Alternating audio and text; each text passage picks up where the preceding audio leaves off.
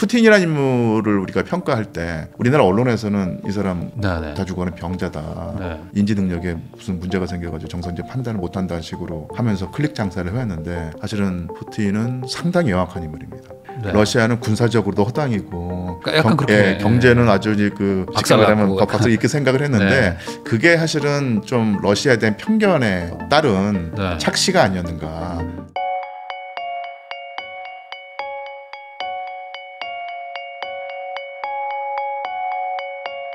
안녕하세요. 부익남TV의 부익남입니다. 요즘에 러시아 우크라이나 전쟁이 끝날 듯 하는 기미가 보이면서도 또 계속 이슈는 이어지고 있는데 그래서 모셨습니다. 류한수 교수님 모시고 최근에 이제 러시아의 어떤 상황 그리고 이제 우리한테는 어떤 영향을 주게 될지 이야기 한번 나눠보도록 하겠습니다. 교수님 안녕하세요. 예, 안녕하세요. 네, 또 저희 채널에 몇 년 만에도 그러니까 그 2022년 2월 전쟁이 일어난 다음에 한두 달 지난 다음에 맞아요. 제가 부익남에 출연했다고 기억을 하는데 벌써 3년이 그러니까요. 흘렀습니다. 이게 전쟁이 사실 금방 끝날 거라고들 얘기를 했었었는데 하다 보니까 벌써 이제 3년도 됐고 사실은 그때 그 러시아 전문가라고 이렇게 칭해질 수 있는 사람끼리는 전쟁이 일어나지 않을 것이다라고 그 얘기도 예측을 했다가 전쟁이 일어나가지고 상당히 충격을 받고 우리가 바보 아닌가 생각을 했었는데 그리고 나서 다 또 공감대를 형성한 것은 뭐냐면 전쟁이 길어지겠다. 빨리 끝나지 않을 것 같다라고 했었는데 그 예상이 사실은 맞았고 사실 그러면서도 3년까지 지속될 거라고 하는 생각은 사실은 깊이 하지 않았었는데 벌써 이제 정말 3년이 넘었네요. 그러니까요. 그래서 제가 또 교수님 모신 게 이제 요즘에 또 이제 휴전 얘기도 막 나오고 있고 특히 이제 트럼프 대통령이 당선되고 나서 좀 드라이브를 강력하게 막 걸고 있다 보니까 진짜 이제는 끝나나? 이런 생각도 좀 하실 것 같아서 제가 한번 모셔봤거든요. 우선은 이제 방금 말씀해주신 거 이제 제가 궁금해서 여쭤보는 건데 예상보다 좀 길어질 거로 봤다라고 얘기하신 것도 일반적으로는 러시아가 그냥 이길 것 같다는 어떤 국력 차이가 막 느껴졌는데. 그렇죠. 사실은 여러분 잘 아시겠지만 우크라이나라는 나라다가 사실은 유럽에서 사실은 작은 나라는 아니거든요. 유럽에서 가장 국토가 넓은 나라는 러시아고 그 다음에 독일도 아니고 프랑스도 아니고 우크라이나입니다. 그리고 사실은 군사력이 또 꽤 만만치 않은 나라였어요. 나름대로 소비에트 연방으로부터 물려받은 군사 자산이 있어서 허수아비 국가는 아니었고요. 그리고 2014년 이후에 친서방 정권이 우크라이나에 들어선 이후로 전쟁까지 한 7년, 8년의 기간이 있지 않습니까? 그 사이에 그 나토라든지 미국이 상당히 군사 원조를 많이 해주고 군사 교류도 바꾸고 서방식 군대 체제로 많이 바꿨어요. 근데 그런 걸 감안하더라도 러시아와 우크라이나 사이에 체급 차이는 분명히 있었고 힘의 차이가 있었기 때문에 두 나라의 분쟁만이었다면은 몇 달 아니면 1년 안팎으로 러시아가 우크라이나를 제압했을 텐데요. 문제는 우크라이나 뒤에는 서방 내지는 미국이라고 하는 나토가 있었고 전폭적으로 하신 바이든 행정부 때 엄청난 천문학적인 지원이 가 있었기 때문에 이게 러시아 대 서방이라고 하는 진영 싸움으로 전쟁이 벌어졌기 때문에 팽팽한 힘의 균형 관계가 한동안 유지되었죠. 그래서 무기를 지원해주면 또 막 밀고 가다가 또 무기가 좀 끊기면 또 약간 수세로 몰리고 막 그랬다는 얘기도 들었는데요. 그 전쟁을 한번 시기별로 한번 끊어서 살펴보면 2022년 2월에 전격적으로 침공을 했죠.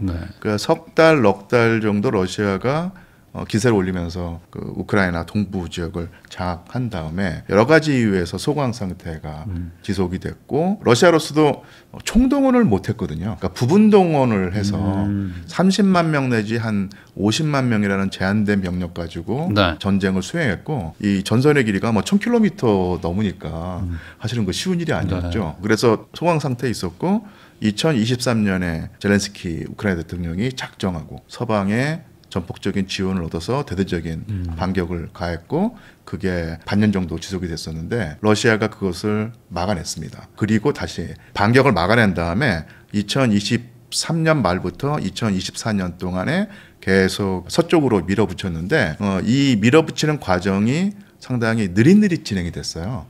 쉽게 우크라이나의 방어선이 뚫리지 않았는데 여기서 그러니까 2024년을 우리가 한번 복기를 해보면은 전선이 아주 꾸준히 지속적으로 러시아군이 서쪽으로 가긴 하는데 그 속도가 너무 느려서 네. 많은 사람들이 이거 러시아 허당 아니냐, 힘이 딸리거나 아니면 역량이 모자라서 너무 전진 속도가 느린 것이 아니냐 했는데 사실은 그 전쟁을 수행하는 뭐랄까요 철학이라든가 네. 아니면 관념이 달랐다는 것입니다. 그러니까 러시아군이 사실은 어떤 땅을 더 많이 확보하는 식으로 전략 전술을 구사하는 것이 아니라 우크라이나라고 하는 나라의 군사력 자체를 계속 소모하게 만들어서 땅을 뺏는데 치중하기보다는 우크라이나 군의 힘을 빼는데 계속 치중을 했던 거예요. 네. 그래서 우크라이나 군이 계속 그 방어를 하면서 땅은 지켜내는 듯한 모습을 보였는데 쉽게 말하면은 병력층이 다 이제 바닥을 드러낸 겁니다. 그게 2024년 후반기였고요. 그래서 그 바닥을 드러내면서 방어 능력이 천저히 떨어졌고 러시아가 빠르게 서쪽으로 갈 수 있었죠. 거기다가 또 올해 초에 트럼프 그 행정부가 출범하면서 트럼프가 거의 미국의 대외 정책을 뭐랄까요 완전히 뒤바꾸면서 우크라이나에 대한 지원을 끊든지 아니면 아주 대폭 줄이면서 그러니까 우크라이나의 전쟁 수행 능력이 아직 지금 한계에 부딪혔고요. 그런 상태가 됐기 때문에 네. 지금 러시아가 상당히 유리한 상황에서 전쟁을 하고 있죠. 저는 이게 예전에도 좀 궁금했는데 예. 러시아는 약간 그 나라의 스타일상 예. 그냥 이 뭐랄까 군인들을 소모하는 전략을 쓰잖아요. 예. 근데 이게 왜 이렇게 용납이 잘 되는 건지 아니면 원래 그냥 그걸 그냥 감수하고도 가는 건지 그게 제일 궁금해요. 근데 그게 그 군인들을 소모한다는 개념이요. 그러니까 뭐 상관없나요? 예, 그게 전사자 숫자? 러시아가 요충지라든지 반드시 차지해야 될 전략지로 설정한 지역에서는 소모전을 그러니까 병력을 소모하는데 아직 꺼리낌이 없습니다. 근데 이게 크게 보면요, 아까도 말씀드렸지만 러시아가 가지고 있는 병력이 30만 내지 50만 명이라고 했지 않습니까? 기억을 돌이켜 보시면 2023년에 제 2차 추가 동원령을 내려서 30만 명의 새로운 병력을 충원한 다음에 그 다음에는 한 적이 없어요. 그래서 그 러시아가 제한된 병력으로 전쟁을 수행한다는 얘기인데 제한된 병력으로 전쟁을 수행한다고 했을 때 절대로 병력을 소모할 수 없습니다. 그러면 오히려 지금 지연 전략을 쓰면서 이제 우크라이나 쪽을 소모를 많이 시켰다. 그러니까 그 러시아군이 병력을 소모한다 내지는 인명을 아까워하지 않는다라고 하는 인상이 왜 생겼냐면요. 크게 보면 바흐무트라고 하는 그 어떤 그 전략 요충지가 있었어요. 여기를 러시아는 반드시 뺏어야 됐고 우크라이나는 반드시 지켜야 되는 상황이었고 시가전으로 벌어졌거든요. 여기서 러시아군이 상당히 어떻게 보면은 상당히 비인도적인 또 아니 어떻게 보면 또 그 효율적인 방법을 씁니다. 그게 뭐냐면요. 시가전을 한다는 것이 상당히 공격군한테 불리하거든요. 그렇죠. 방어군이 이 폐허가 된 건물에서 웅크리고 버티면은 상당히 어려워지죠. 그러니까 예를 들어서 시가전이라는 게 건물을 점령하는 건데요. 건물에 엄청나게 많은 방들이 있고 방 하나하나를 점령해 가면서 싸워야 되거든요. 거기서 나오는 인명 피해가 무지막지합니다. 그래서 러시아군이 어떤 전략을 썼냐면요. 그러니까 이른바 총알바지로 쓸만한 병력을 먼저 밀어넣는 거예요. 근데 그 총알바지가 주로 어떤 사람들이냐면 바그너, 용병. 그러니까 그리고 또 바그너 군사 기업이죠. 그 군사 기업 중에서도 어떤 그 당시 프리고진이라는 사람이 그 교도소를 돌아다니면서 교도소에서 10년, 20년 평생 동안 써볼래 아니면은 바그너 용병 달래 들어와서 싸울래 해가지고 수만 명을 모았죠. 근데 그 병력을 집어넣습니다. 근데 그 병력이 싸우는 모습을 보면서 이 러시아군이 인명을 아주 우습게 여기는구나라고 했는데 그 용병이 공격을 하고 죄수 출신 그 용병이 공격을 하면서 우크라이나의 그 방어 병력의 힘을 완전히 소진한 다음에 그 다음에 이제 쉽게 말하면 정예군이 들어갔던 거예요. 그래서 정예군을 아꼈던 것이죠. 어찌 보면 효율적인 전략일 수도 있겠네요. 그러니까 그게 인도적이지는 분명히 않은데 군사적인 효율성만 따지면은 충분히 쓸 수 있는 전략이었던 얘기죠. 그래서 실제로 러시아군이 소모했던 총알바지로 소모했던 것은 죄수 출신 네. 그다음에 그 정예병이 아닌 그런 군인들이었고 네. 러시아군이 소중히 여기는 정예병들은 고스란히 간직하고 요충지를 점령했습니다. 그리고 그 정예병을 계속 또 운용을 하면서 전황을 결국은 러시아에게 가져왔던 것이죠. 근데 반대로 우크라이나 쪽은 이 타격이 훨씬 더 심했죠. 지금 그렇죠. 뭐 젊은 남자가 뭐 거의 없다 뭐 이런 얘기까지 막 들리던데. 그러니까 이게 그 우크라이나라는 국가의 특성인데 20대, 30대 젊은 층이 현저히 그 적은 인구 구조예요. 네. 그리고 40대, 50대가 훨씬 더 많습니다. 그래서 우크라이나 군이 이 전선에 그 병력을 보낼 때 젊은 사람을 보낸 게 아니라 네. 40대, 50대 남성들을 보냈던 거예요. 20대, 30대는 국가 발전 차원에서 아껴두었다는 얘기입니다. 네. 그래서 결국 2024년 작년에 우크라이나 군이 위기에 처하고 병력 그 충원 풀이 바닥을 드러냈을 때 서방에서 그때 우크라이나 군을 다그치면서 뭐라고 했냐면 18살, 19살, 20살 청년 징집해라. 네. 이렇게 요구를 했었거든요. 근데 우크라이나로서는 워낙 18살, 19살, 20살, 21살, 그러니까 쉽게 말하면 그 대학교에 들어가서 그 다닐 만한 그 연령층이 현저히 적어서 여기서 만약에 더 병사로 충원해서 전선에 보냈다가는 이게 쉽게 말하면 앞으로 향후 100년 동안 회복이 안 된다. 예, 국가 발전 동력이 완전히 그 사라지게 되는 거예요. 네. 그래서 지금까지도 사실은 법령상으로는 그 층을 충원하지 않습니다. 그만큼 우크라이나의 그 병력 소모가 컸고 네. 지금 어떻게 한계에 다다랐다고 할 수 있다는 거죠. 그러면은 지금 뭐 자금이나 아니면 뭐 무기나 이런 것들을 지원을 한다 하더라도 예. 우크라이나 자체의 어떤 말씀하신 국가 지속을 위해서라면 예, 예. 이제는 거의 한계치다. 그렇죠. 2024년까지는 뭐 약간 병력은 좀 부족하다고 하더라도 자금은 뭐 미국 통해서 네. 서방 통해서 많이 들어와서 버틸 수 있었는데 지금은 병력이 부족한 정도가 더 심해졌고 돈까지 끊기고 네. 사면초가 있는 상황. 그러면 이 상황에서 결국에 이제 뭐 시청하시는 분들도 이제 뭐 당연히 뭐 전쟁에 대한 뭐 빨리 끝났으면 좋겠다 하시는 예, 마음도 예. 있지만 그 또 이면에는 또 이게 또 경제에도 영향을 주고 이런 것들을 또 그렇죠. 고면하시니까 예. 그러면 휴전 가능성은 지금 그 어느 때보다 높다라고 봐야 되는 건가요? 언젠가는 휴전이 되겠죠. 네. 그러니까 휴전이 되고 그 다음에 이제 정전이 되고 그 다음에 평화, 강화 협상까지 이루어지는 이런 추세일 텐데요. 일단 뭐 저기 휴전 내지는 정전이 이루어지겠죠. 이루어지는데 그게 아마 분명히 러시아에게 유리한 방향으로 될 겁니다. 그런데 어떤 그 뭐랄까요 조건에서 휴전할 것인가 정전할 것인가 궁극적으로는 광역협상을 맺을까를 놓고 사실은 그 이른바 밀당이 벌어지게 되면서 네.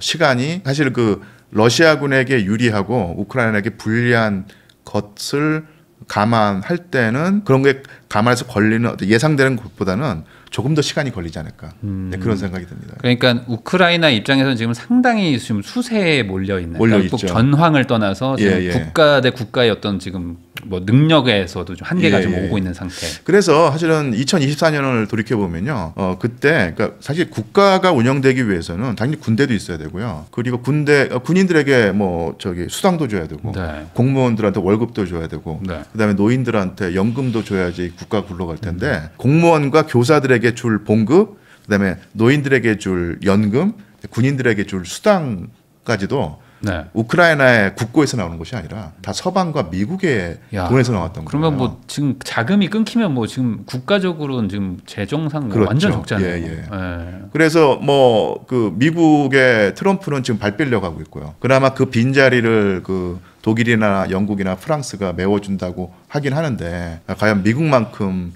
이것을 메울 수 있을까? 그리고 말로는 우크라이나를 계속 돕겠다고 하는데 실제로 그럴까? 이런 걸 생각해 보면 더더욱더 암울한 상태죠.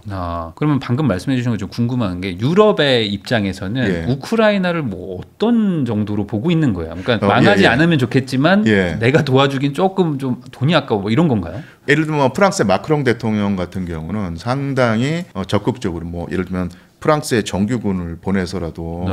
우크라이나를 돕겠다. 그리고 미국의 빈자리를 메우겠다고 말을 하는데 일단 그게 좀 뭐랄까 말폭탄 내지는 허장성세인 던지는 경우가 많이 있고요. 그러니까 이게 참 프랑스라는 나라가 참 재미있는 게 지난 3년 동안에 우크라이나를 그 자금 지원을 한다고 했을 때 사실은 얼마 안 돼요. 덴마크라든지 뭐 예를 들면 뭐 발트해 3국 이런 나라와 별 차이가 안 날 정도로 소액을 지원한다면서 했는데 말로는 정말 말은 그냥 예, 했다는 얘기입니다. 그래서 근데 사실은 뭐 그런 걸 좀 떠나더라도 어쨌든 간에 영국, 독일, 프랑스가 미국을 대신해서 우크라이나를 돕겠다고 하는데 과연 뭐랄까요? 그 지원의 폭이 미국만큼 그러니까 바이든 행정부 때만큼 그 강할 것인가 여기도 회의적이고 그리고 실질적으로 군대를 보내서 뭐랄까 전쟁 우크라이나 패배를 막겠는가 했을 때 그것도 정말 회의적입니다. 그렇죠. 뭐 아무래도 뭐 사상자들이 나타날 수 있는데 그걸 감수하고도 할 정도는 좀 무리가 있다. 그리고 뭐 여기 보시는 분들도 잘 아시겠지만 지금 유럽이 어려운 지경이 있지 않습니까? 그래서 뭐 네코가 석자인데 네. 우크라이나를 이렇게 도울 만한 상황이 될까?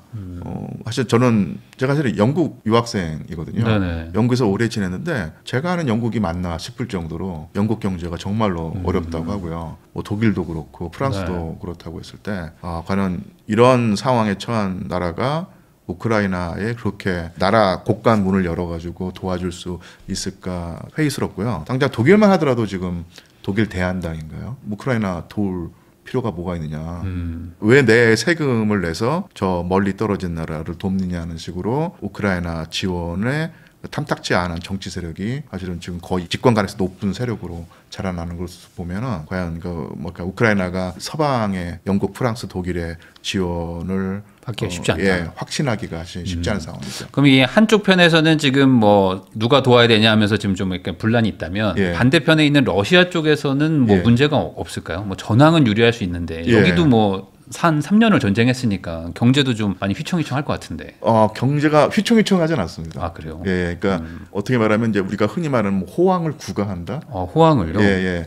그러니까 물론 러시아가 지금 누리고 있는 경제 발전이라든지 호황이란 것이 거품이 끼어 있는 좀 위태로운 것이긴 한데 뭐 아마 러시아 경제 브레인도 아마 거품이 끼어 있다는 사실은 분명히 알고 있을 거예요. 네. 이것을 뭐 옛날에 그 비행기 착륙하는 거에 비해서 연착륙, 경착륙이라고 했을까요? 네. 연착륙을 유도하면서 전쟁의 종식에 따른 충격을 줄이려고 할 텐데 제가 볼 때는 이제 경착륙이 일어날 가능성은 연착륙에 비해서 이렇게 보입니다. 생각보다 충격이 적은 상태로 잘 마무리할 것 같다. 생각보다 러시아 경제가 잘 버텨왔고 네. 잘 버텨오는 정도가 아니라 어떻게 보면 그 발전까지 하는 모습을 보였고요. 절대적으로도 그렇고 상대적으로도 유럽 국가들이 완전히 지금 뭐 허우적대면서 뭐 경제 성장률이 뭐 0%대 1%를 할 때 러시아는 뭐 3%다 더 위다 뭐 이런 얘기를 하고 있죠. 네. 그리고 모르겠습니다. 제가 경제 전문가가 아니라서 자신 있게 말할 수는 없는데 러시아 같은 경우는 이런 상태로 최소한 1년 반 정도는 더 버틸 수 있다. 길게는 더 2년까지 넘어갈 수 있다고 생각을 하면서 그 안에 전쟁을 확실히 자기에게 유리하게 매듭을 짓고 나서 연착륙을 유도하면서 거품을 서서히 빼려고 하겠죠. 그러면 오히려 약간 휴전이든 종전이든 이런 걸 원하는 거는 서방 쪽이 조금 더 강하게 보일 수도 있겠네요. 그러니까 정확히 말하면 트럼프 행정부. 그러니까 돈 지금 나가고 있는 쪽이 지금 마음이 급한 거네요. 그래서 사실 그 러시아 경제 운영에 관해서 한 가지 좀 드리고 싶은 말씀이 있는데요. 러시아가 지난 2023년, 2024년에 전쟁을 수행하면서 북한으로부터 포탄 그거 받았잖아요. 네.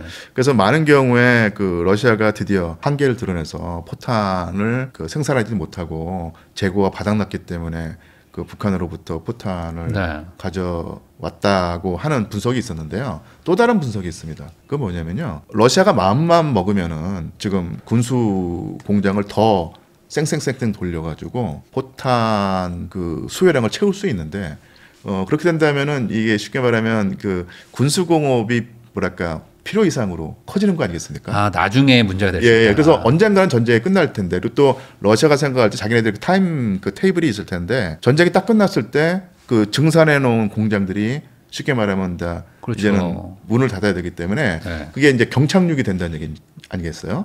그래서 그걸 생각해서 거품 경제를 빼고 전시 호황에 따른 경기 과열을 연착륙으로 유도하기 위해서는 러시아의 어떤 포탄 공장을 늘리기보다는 다른 데서 가져오기를 바랬다는 얘기죠. 근데 그게 바로 북한이었다는 얘기입니다. 근데 그렇게 따지자면은 러시아의 어떤 경제 운영 능력이 우리가 생각했던 것만큼 이렇게 허술하지 않다. 나름대로 유연하다. 또 그리고 장기 포석을 두고 운영한다는 것이 입증된다고 보는 것이고요. 아, 원래 좀 속전속결로 끝내려고 했다가 이제는 아예 좀 약간 지연 전술을 쓰면서 너무 이제 나중에 충격이 오지 않게 어찌 보면 좀 전황을 좀 컨트롤하고 있는 그런 그래서 그 지난 3년 동안에 우리나라 언론 보도도 그렇고 이걸 보면은 우리나라에서 알게 모르게 러시아는 군사적으로도 허당이고 약간 그렇게 경제는 아주 그 박살나면 박살 이렇게 생각을 했는데 그게 사실은 좀 러시아에 대한 편견에 따른 착시가 아니었는가. 러시아가 우리가 생각한 것만큼 그게 허술한 나라가 아니다. 그러니까 물론 뭐 완벽하거나 아니면 아주 탄탄한 나라라고 보기는 힘들지만 그렇다고 해서 뭐 간당간당한다든지 아니면 이 나라는 도저히 그 장기적인 발전을 도모할 수 있는 역량이 없는 나라라고 치부하는 것은 제가 볼 때는 좀 편견 때문이다. 이렇게 볼 수 있다는 얘기죠.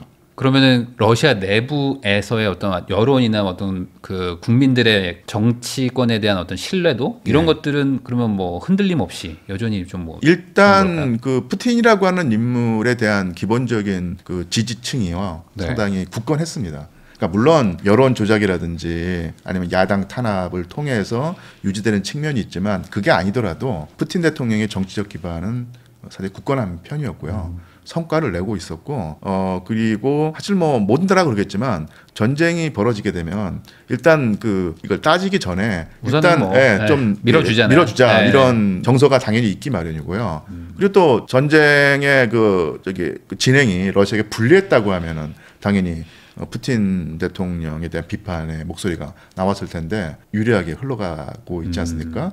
그래서 러시아 국민들은 푸틴 대통령을 비판할 이유가 없는 것이고요. 또한 그 한번 러시아의 그 중앙과 그 변경을 나눠서 생각을 해보자면요. 푸틴 대통령이 어떻게 보면 영악하다고 할 수 있는데요. 전쟁을 하다 보면 어차피 그 전쟁의 부담이 국민들에게 가게 마련인데요. 모스크바라든지 상트페테르부르크처럼 현재 러시아 정권의 토대가 되는 중심 지역에서는 징집도 안 했고요. 실제로 그 병사들이 차출되거나 아니면 징집되거나 아니면 군대에 입대하는 사람들은 다 변경지대에서 왔습니다.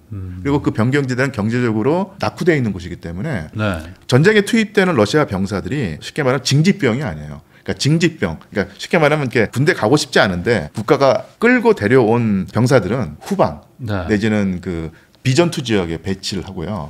전투에 들어가는 병사들은 계약병, 자원병입니다. 계약병, 자원병이란 것은 그들에게 돈을 주고 수당을 줘야 되는데 이 수당이 상당히 세요. 그래서 평소에 이 변경 지역에 낙후된 경제 체제에서 사실 돈을 벌 기회가 없었던 러시아 변경지대의 소수민족 출신이라든지 변경지역 젊은이들이 벌 수 있는 돈의 5배, 6배에 대한 그런 돈을 받을 수 있었고 다치거나 좀 비극적인 얘기지만 목숨을 잃으면 뭐 엄청난 목돈이 주어지면서 그쪽 그 경제가 활성화되는 거예요.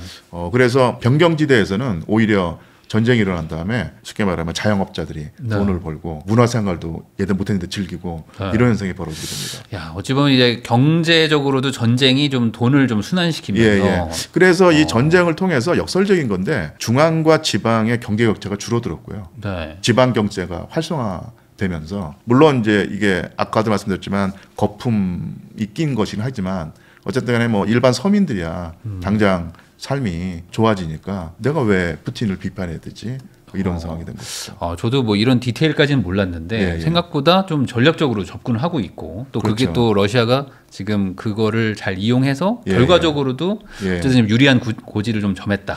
그래서 수 있겠네요. 사실은 그 푸틴이라는 인물을 우리가 평가할 때 우리나라 언론에서는 이 사람 쉽게 말하면 전쟁 동안 뭐 다 죽어는 병자다. 그다음에 뭐 인지 능력에 무슨 문제가 생겨가지고 정상적 판단을 못한다는 식으로 하면서 클릭 장사를 해왔는데 사실은 푸틴은 상당히 영악한 인물입니다. 물론 민주적이라고는 전혀 볼 수 없는 정치 지도자이긴 하지만 한 나라를 이끌어 나가고 전쟁이라고 하는 어떤 상황에서 국가를 결속하고 그 충격을 완화해가면서 국가를 운영해 나가는 능력은 사실은 우리가 인정해야 되지 않겠는가 이렇게 볼 수 있겠죠.